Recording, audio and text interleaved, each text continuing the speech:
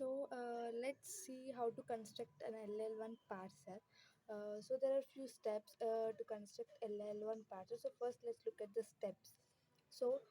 First thing is eliminate recursion. If there are any left recursion, you need to eliminate. Okay. First one is eliminate left recursion, and the second one is eliminate any left factoring, and the third one is calculate first and follow.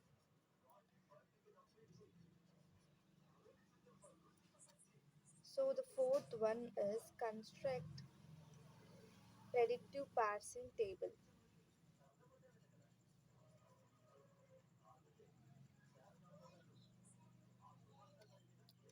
Fifth one is we need to implement stack. So stack implementation. So this stack implementation is done to verify string accepted by parsers or not. And the sixth one is parse tree. So we need to construct the parse tree. So these are the six steps to implement an LL1 parser. So now let's see with an example. So let's take this example. Let's take this grammar and let's construct LL1 parser now. First, what is the step one? So the step one is eliminate left recursion, right? To find whether in the given grammar is there any left recursion or not. So if it is in the form of A gives A, alpha, or beta. Look here, we have the non-terminal first as the non-terminal.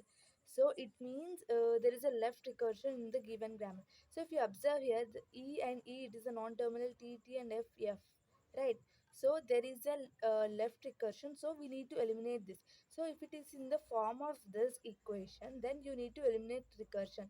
Now let's see how to eliminate that left recursion. So if you take A gives beta A dash, and A dash gives alpha A dash or epsilon. So this is the way to eliminate the left recursion. So let's see how to write in this form. So first let's take E gives E plus T or T. So let's take this grammar first. So this is in the form of this, right?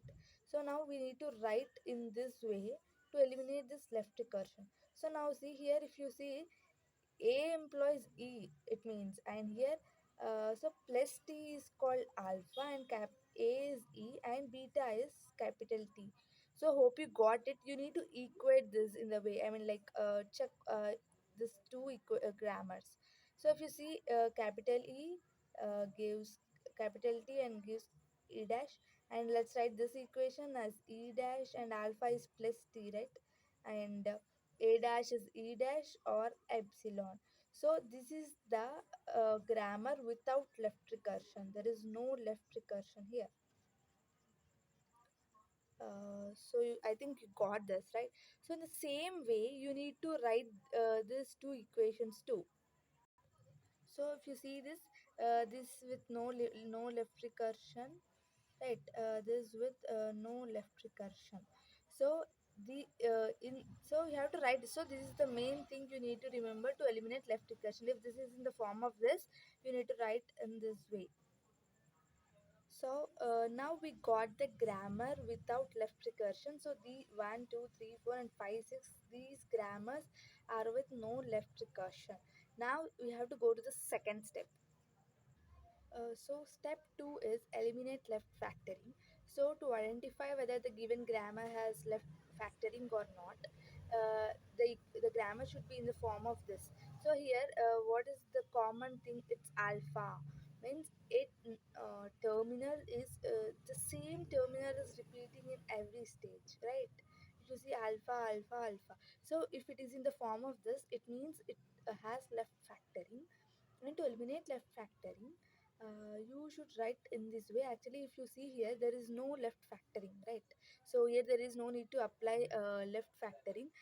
But if in cases of some other questions, definitely you may get left factoring. You need to eliminate this. So for that, you can use these equations to eliminate. So you need to write this. So now let's find out first and follow. So step 3 is calculate first and follow. So these are the grammars we have, right? So first let's find the first. So how to find the first? So first let's find the first of E. So what is the first of E we have? It's a non-terminal. So so you need to find again first of T. So what is the first of T? It's again non-terminal. So you need to find first of F. So let what is the first of f? It's x and y. So what is the answer here now? X comma y. Did you got it? So nothing. If there is a non-terminal, you need to find the first of those again. When it is a terminal, you can directly write those terminals like this. So now let's see first of e dash. So what is the first of e dash? It's plus and epsilon. So you can just write plus comma epsilon. And again, what is the first of T dash? So first of T dash is star and epsilon. And what is the first of F dash? So if you see first of F dash is only an epsilon. So we'll write just epsilon here. Here we didn't find first of T and first of F because it's already there. So first of E is this and first of E, first of T and first of X. Entirely it is X comma Y and E dash, T dash and F dash. So now let's find follow. So how to find follow? So let's see first follow of E, capital E. It's a non-terminal, right? So follow of E is, if you see here, to find the follow of E, what you have to do is first look at the right side one. Look, if you see here, where are the E non-terminals here? Actually, there are no E's in the right side of the grammars, right? So, and the first, it's the first one, so you can automatically write dollar. Yeah, hope you got this. And now, let's find follow of E dash. So follow of E dashes. If you see, we have E dash here, here, and yes, only here. So if you see here, there is an E dash, and here there is an E dash. Now what you have to do is, you have to check whether there are any elements after E dash. If you see here and here, there are no elements. If there are any elements beside the required letter, so here there is nothing and here there is nothing, right? So then what you have to do, you have to go to this one, like produced grammar, like that one. So here if you see for this you have E and E dash. So now what you have to do is you have to uh, find the follow of E here. So what is the follow of E again? It's dollar, so we get dollar here. And for this it's already an E dash, so we don't calculate it actually. So now let's go to follow of T. So follow of T is here, if you see where you have follow of T, here and here, right? So if you see here, E dash is here and here. Sorry, sorry, T, right? So T is here and here. So what is the letter which is after T, E dash and here? So both the grammars has E dash. So now what you have to find? You have to find the first of E dash. First of E dash. So what is the first of E dash? It's plus comma epsilon. So the main point here is follow doesn't support epsilon. So now what you have to do is we have T in these both grammars, right? So by taking these both grammars, you need to substitute epsilon in this T place. So we will get the equation as plus comma dollar. As if we substitute this, we just get the equations, and we'll be getting this thing, and we'll be writing this dollar again here. So the same procedure you need to follow. So if we follow this, what you get again, let's see about follow of T dash. So follow of T dash gives follow of T. So again that is what, plus comma dollar. And again follow of F gives you star comma epsilon, and you get epsilon again, so you need to substitute in those equations. Now you get star comma plus comma dollar, and even for follow of f dash you get the same star comma plus comma dollar, because follow of f dash is follow of f, so that is plus comma this. So these are the steps to write follow and like construct first and follow. So step 4 is construct predictive parsing table. So to construct predictive parsing table, so you have to write non-terminals here. So what are the non-terminals? We have E, E dash, T, D dash, F and F dash. And the terminals we have to write here. So plus, star, X, Y and dollar are the terminals we have, right? So how to write this is, so if you see, so this is the easy one. Like if you see first of E, so first we'll write E. So what is the first of E? It's X and Y, right? So at X and Y, you need to write this equation. So E gives T E and E gives T. Sorry, T dash, right? T dash. Right. Now again, let's see. What is the first of E dash plus comma epsilon, right? So right, E dash gives plus T epsilon, but the other one is epsilon, right? So here there is no epsilon. So for that, what you need to do is you need to go with the follow. So what is the first follow of E dash? We have dollar. So in place of dollar, right? E dash gives epsilon. So this thing, hope you understand, I think so. So because this is the one we wrote here, and this is the one we wrote here, because the follow, if there is any epsilon in the first, you have to go through uh, a follow, so that you can write that in the other places.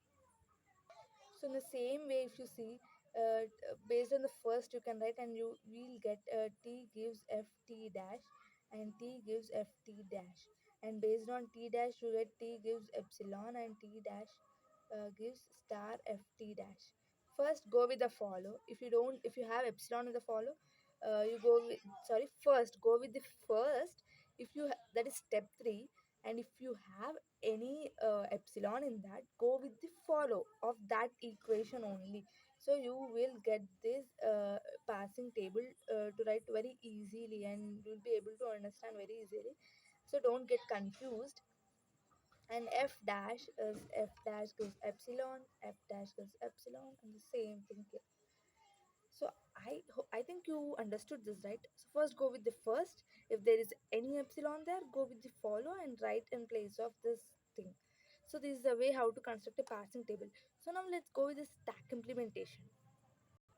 So for implementing stack, step 5, you need to have stack, input buffer and actions. So here you'll be given a string like w is equals to y star x. Even we can take the string. Actually, I have taken the string. They haven't given any string. So you can just take the string based on the parts tree, like by seeing that, the derivation, right? Like taking this grammar and by constructing this string, whether it is verified or not. So I have taken this string and stack, input buffer and actions. If you have any doubt on taking how to take a string, if they didn't give you in the question paper, so I'll make a video on that. So if you comment down that if you have a doubt on this, then I'll make. If not, I don't want to do it, because I hope everyone knows that. If not, definitely I'll do this. So first, let's go with the stack, input buffer and actions. So what is the top of the stack? It's epsilon, sorry, E, capital E. So we'll go with the dollar E. And in the input buffer, we have Y star X and dollar. And now what you have to do is, first you have to look at the parsing table. So first, please note it down. If not, you'll be confused. So let's see. On E, on Y, like E on Y, what you have? We have E gives T E dash. So that action we need to write. Again, so what it means, we are replacing E with T E dash. So again, what you have to write here? Dollar. So write it in reverse order, like E dash T. Now again, Y star X dollar. So here on T on Y, what you have in the parsing table? We have T gives FT dash. So again, what it means, replace T with FT dash. So E dash, T dash and F. So Y star X dollar. And again F on Y, we have F gives YF dash and dollar E dash T dash and F dash and Y, right? So again Y star X dollar. So here we got Y on Y, which we need to pop that Y. So this is the process and you need to do it for the entire one. This is the same process and what we get is dollar E dash T dash F dash. So Y is already popped. So we'll be having star X dollar in our input buffer. And F dash is giving epsilon. What is giving an epsilon? Epsilon means nothing. So you don't need to write anything. You can write just E dash T dash star X dollar. So T dash on star, what we have is we have T dash gives star F T dash. So now what happens now? T dash T dash means sorry, T dash F and star. Am I right? So again star X dollar. So this will be popped. So pop star. So now what you will get?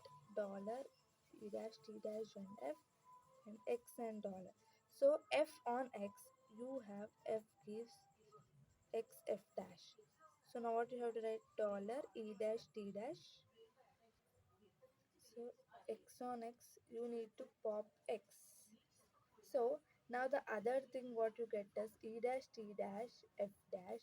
You have only dollar in your input buffer. So check the predictive table. F on dollar. We will, there is F gives epsilon. So there will be nothing and you will get dollar E dash T dash, right? And here dollar and you will get T dash epsilon. The same thing.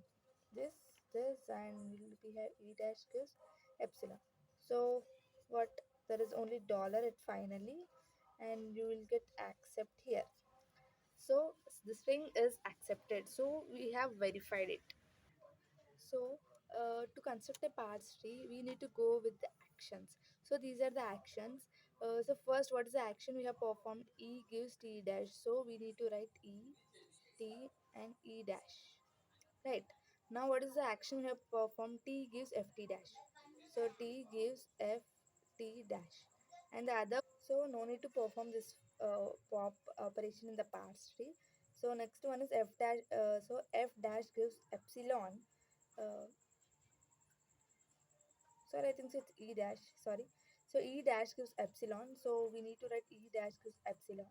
And now this T dash, whatever we have, this gives star F and T dash. Right. Again, sorry, I forgot to write this F gives Y F dash operation. So F gives Y and F dash operation. So after that, where we are, so F gives X F dash. Uh, So this F gives X F dash and F dash gives epsilon, T dash gives epsilon and this F dash gives epsilon. So here if you say we got the leaf nodes as Y, epsilon, star, X, epsilon, epsilon, epsilon. This means, so if you see here the leaf nodes are Y, epsilon is not considered, right? So Y star and X. So that is the string which we want. So this means the constructed parts tree is correct. You can verify in this way. So no need to perform this pop operation. So just go with line by line of the actions. So dar and X. So this is the top-down approach. So we are performing this using these actions from the top to bottom to construct a parse tree. So whenever we go with the bottom up, you will will construct a parse tree using these actions from the bottom to up. So this is the way to do LL1 parser. Hope you understand. If you have any queries, please comment me. And thank you so much for watching the video.